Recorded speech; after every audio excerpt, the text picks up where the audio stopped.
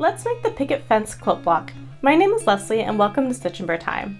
Now we're going to continue on month 2 of the My Little Adventure Quilt Sew Along, and you can find this particular block for free on my blog at stitchandburrtime.com. Now it's free for only a limited time. It's for February 2025, and then it will be a paid block, so get it while it's free. This is a beginner-friendly block. There is a lot of stitch and flip in it, but if you did the block from last month, that shouldn't be too much of a problem. So just as a reminder, you're going to draw a line on the back of a square piece of fabric, you're going to sew on the line, and then you're going to cut a 1/4 inch away from the line. I like to press my stitch and flip open, but you're welcome to press it to the side. And then you have a completed subunit for this block. You're going to want to make this subunit 6 times, and then we can move on to the next part of this pattern. Now for this next subunit we're making, you are going to be sewing a bunch of rectangles together.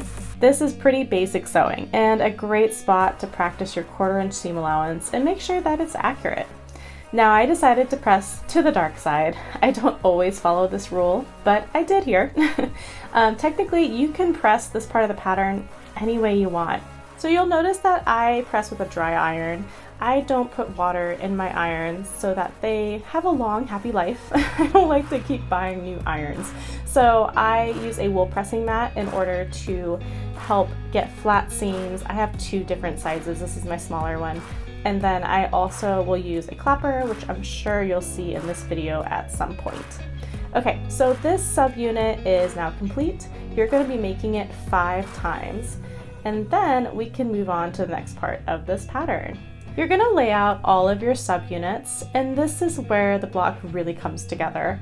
When I was sewing this, I decided to press towards the path of least resistance, and I decided to press towards the white posts and away from the rails. And this is where I also decided to press towards the green rectangle on each of the ends. And I also brought out my pins. I started really pinning away to make sure that everything would line up and that it was even and as flat as possible. And yes, there are 2 sewing machines there. Let me know in the comments below if you want me to talk more about them.